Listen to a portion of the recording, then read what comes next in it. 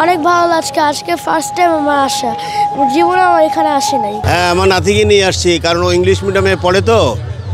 বাংলা ভাষা সম্পর্কে, বাংলা শোন সম্পর্কে তার জানা অনেক দরকার। এই জন্য অনেক দূর থেকে আসছি, কষ্ট হলেও সেই জন্য বাংলা ভাষা সম্পর্কে, নববর্ষ সম্পর্কে জানতে পারে, এবং এটা তার জন্যে আগামী দিনে পাথর হয়ে থাকবে। হয়তো সে এই দেশে থাকবে না, একদিন দেশের বাইরেও চলে যাবে, তখন বাংলা ভাষার জন্য সে কাজ করতে পারবে, বাংলার মমত্ববোধ তার জন্যে কাজ করবে। এই আশা নিয়ে আমি তাকে নিয়ে আসছি। আমার একমাত্র নাতি, ওর নাম হচ্ছে আয়ান, জেকুইন আহমেদ আয়ান। সবসময় এখানে আসেন বাংলা নববর্ষ উদযাপন করতে? আমি ধরেন যে ছাত্র জীবন থেকে আমি এখানে আসি, এবং আমার চাকরি জীবন, ব্যাংকিং জীবন, তারপরে আমার আন্তর্জাতিক পর্যায়ের জীবন, এখনও আমি কনসালটেন্সি সার্ভিস করি। আমি সবসময় চেষ্টা করি এখানে আসার, আমার ফ্যামিলি নিয়ে আসারও চেষ্টা করি। আজকে বাংলা নববর্ষের প্রথম দিনে কি বার্তা দিতে যাচ্ছেন বাঙালি? আমি বাংলায় আজকে প্রথম নববর্ষে আমি আশা করব যে বাংলাদেশের মানুষ সামনের দিনে সুখী শান্তিতে থাকবে, এবং বাংলা ভাষাকে লালন করবে, বাংলাকে ধারণ করে রাখবে, এবং আমার আগামী প্রজন্ম, এই যে আমার নাতিকে নিয়ে আসছি, তারাও যেন আসলে বাংলা ভাষাকে বুকে ধারণ করে, বাংলাকে এগিয়ে নিতে পারে, বাংলায় যাতে তারা কথা বলতে পারে দেশ বিদেশে, এই আশাই করি। মাঠের অলরাউন্ডার আমি, আর ঘরের all rounder Tylox. Tylox toilet cleaner, clean মানেই টাইলক্স। আমি তো সরকারি চাকরিজীবী, সবসময় আমাদের অফিসে প্রোগ্রাম থাকে, বিদায় সবসময় আসা হয় না। তবে আজকে আমাদের র্যালি একটু দেরিতে, সেই বিদায় আমি ভাবলাম আমার মাও আসছেন সিলেট থেকে, যে আমি রমনার বটমূলে একটু আসি। এবার স্পেশালভাবে সব কিছুই হচ্ছে, তাই স্পেশালভাবে আমাদের আসা খুবই ভালো লাগে।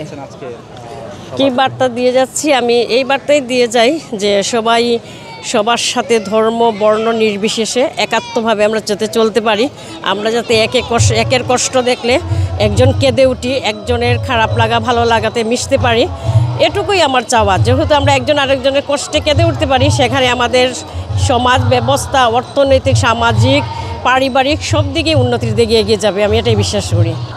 সবাই উদযাপন করুক, এটাই চাই। সবার মনে যাতে এই পরিবর্তনটা আসে, এখানে ভাগাভাগি করে যে এটা হিন্দু, এটা মুসলিমের অনুষ্ঠান, এইভাবে ভেদাভেদ না করে আমরা সার্বজনীনভাবে উৎসবগুলোকে পালন করি।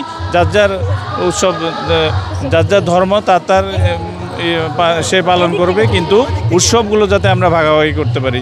এই যে সবাইকে শুভেচ্ছা জানাই, সবাই যাতে ভালো থাকে, বছরের প্রতিটা দিন ভালো যাক, সবাই ভালো থাকুক, আর আমাদের জন্য সবাই দোয়া আশীর্বাদ করবেন। কি কি আয়োজন আছে আজকে?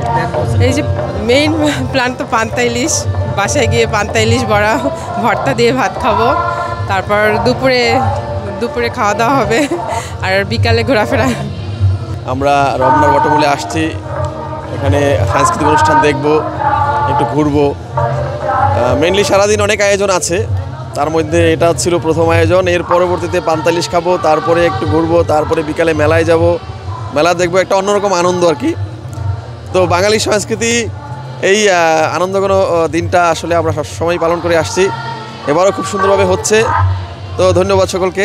বাংলা নববর্ষের প্রথম দিন আমার সবার উদ্দেশ্যে এটাই একটা বার্তা থাকবে যে ধর্ম, বংশ, উচ্চবিত্ত সব কিছু ভুলে যেয়ে নতুন করে জীবনটাকে সুন্দর করুক, সব কিছুকে খুব সহজ করে দিক। চারিদিকে যেসব পৃথিবীরও যেই প্রান্তে যেসব সহিংসতা হচ্ছে সেগুলো সব দূর হয়ে যাক, সুন্দরভাবে সব কিছু আমরা শুরু করি, এটাই আমার বার্তা।